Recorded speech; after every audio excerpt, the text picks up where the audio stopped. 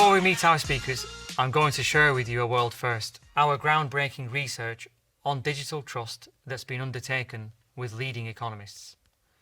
This covers quantifying the value of digital trust to society and to our economies, and also assessing who is best placed to enable digital trust, to improve the earning potential of private citizens, as well as help governments provide better public services. I don't think anyone would disagree that we all want to be able to trust each other more in an increasingly digital world.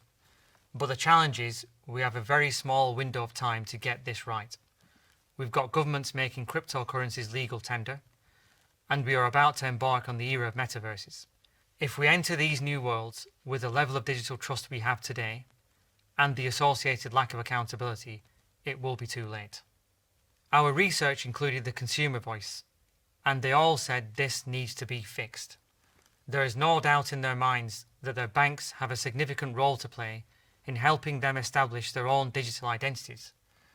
But they also call on governments to do more to legislate and regulate for a more trustworthy digital world. This is a moment for both public and private sectors to step up to the challenge, to work together and ensure there is the same level of accountability in the digital world that we have in the physical world. So what is digital trust?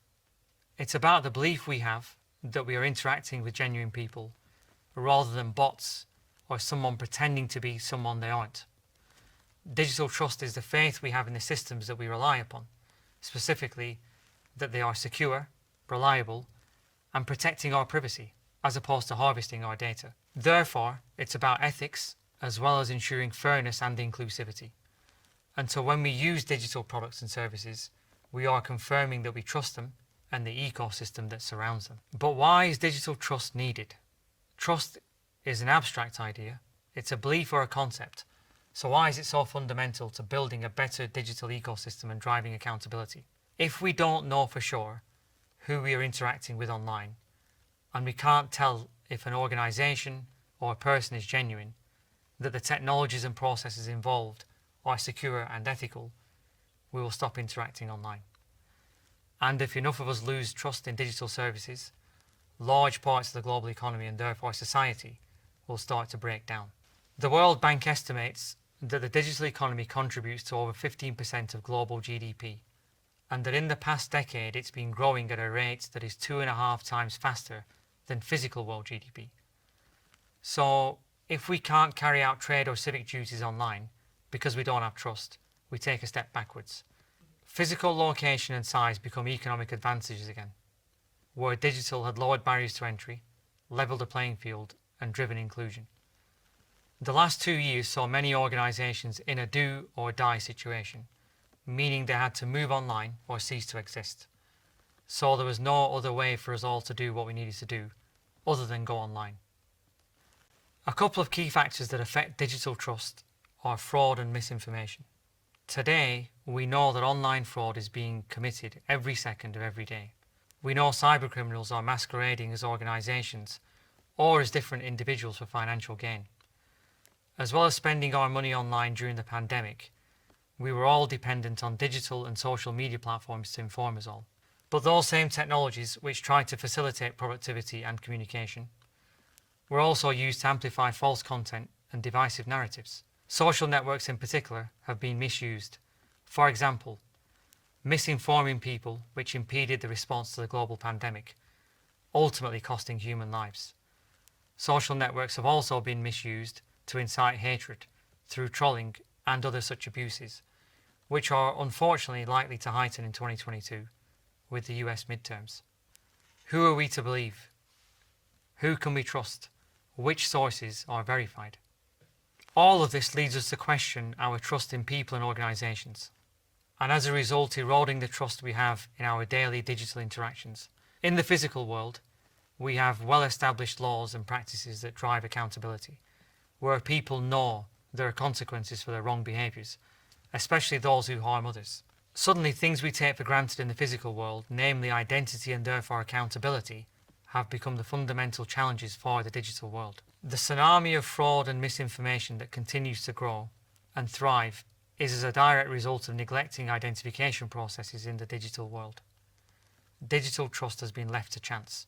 We can't trust that people are who they say they are online, and the pandemic has expedited our realization that current technology isn't fit for purpose, whether it's passwords, one-time pins, or biometrics. Given the fact we protect the world's largest financial institutions at Callsign, unfortunately we see the impact of legacy systems. As we tackle fraud and everything negative associated with it, we've begun to see the advantages that can be gained. And this got us thinking about the positive impact that building digital trust could have on the global economy, both societal and financial. So we worked with economists at SEBA to look at the value that building digital trust could bring to society and economies around the world.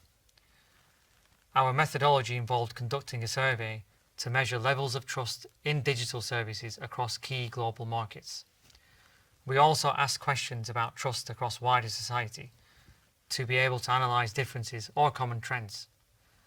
The results serve to disrupt the way we think about the importance of building commerce and society fit for the digital world, and why we need to purposely build trust into everything we do digitally. There have been two key findings on the impact of digital trust: society overall and economics. From a societal perspective, we found a 1% increase in digital trust results in a 0.8 percentage point rise in societal trust.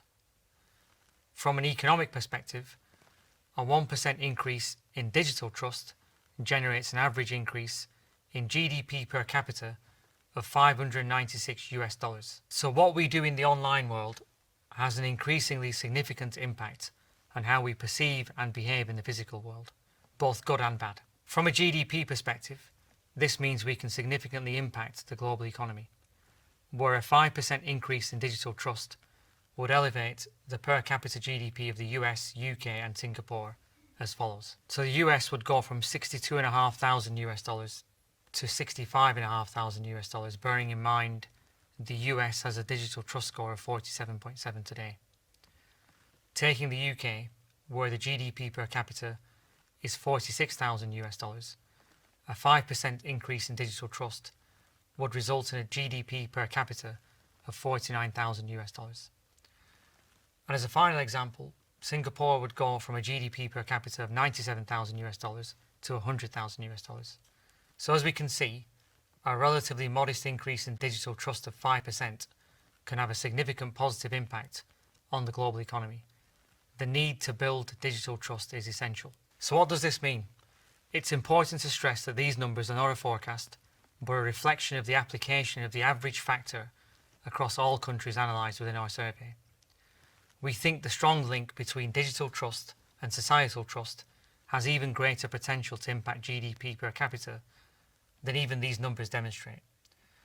Given the current global economic challenges, with the possibility of economic contraction and the cost of living continuing to rise, a glimpse of what digital trust has the potential to deliver is enough to demonstrate why it must be front and centre for the world economy. Higher incomes generally mean better outcomes, not only for private citizens' earning potential, but it means governments have a greater capacity to provide public services such as education, healthcare, and other social assistance programs. We also identified significant trust gaps in some markets. The gaps are defined as the difference between digital and societal trust.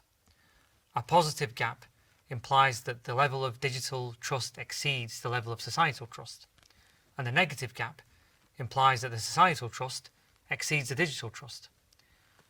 What we found that non-Western markets have a positive trust gap, where consumers' trust in digital services exceeds that of societal trust.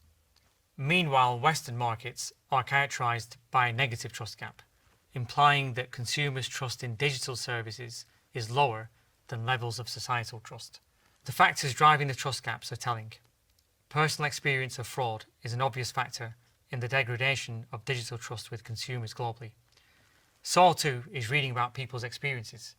Both the UK and Nordic consumers state that this is the biggest factor impacting their trust online rather than their own personal experience. This serves to reinforce my earlier point about the need for verified sources of information and the impact of information and misinformation on our behaviours. But there are factors that close the trust gap. Consumers stated that their own good experience of a digital service leads them to have more digital trust in general. with security measures put in place by the digital services also giving consumers more confidence. Conversely, hearing about other people's positive experience does not have the same impact in closing the trust gap that hearing about negative experiences has on widening the trust gap. The crucial message here is that people tell people about bad experiences, and people listen to the bad experiences more than they do the positive experiences. This impacts your reputation. It only takes one fraud, breach, scam to go viral and do untold damage. The call to action for organisations here is clear. Build seamless and secure digital services. What these factors tell us is that we haven't embedded trust in our online services.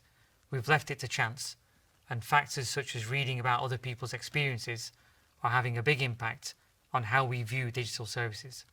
Lifting and shifting from the analog world is an own goal. So how can we change that?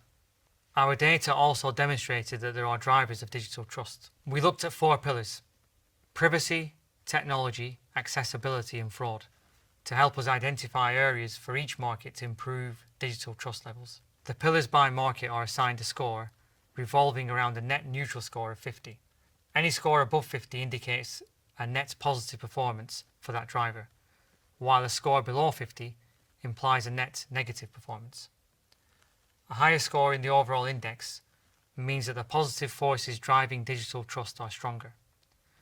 We see again that Western markets underperform across all 4 pillars of digital trust compared to emerging markets, with Benelux performing particularly badly, producing a negative score across all 4 pillars. The privacy pillar saw the greatest number of markets register a net negative rating, with 5 out of the 9 markets. The technology pillar indicates that online and digital firms in Western markets are perceived to be behaving less ethically than their counterparts in non-Western markets, who all report significant positive scores. The accessibility pillar investigates consumers' perception of the level of security employed by online and digital businesses, along with the associated ease in accessing the services provided. The scores for accessibility are much more encouraging as compared to the privacy and technology pillars, with all 9 markets analysed registering net positive readings.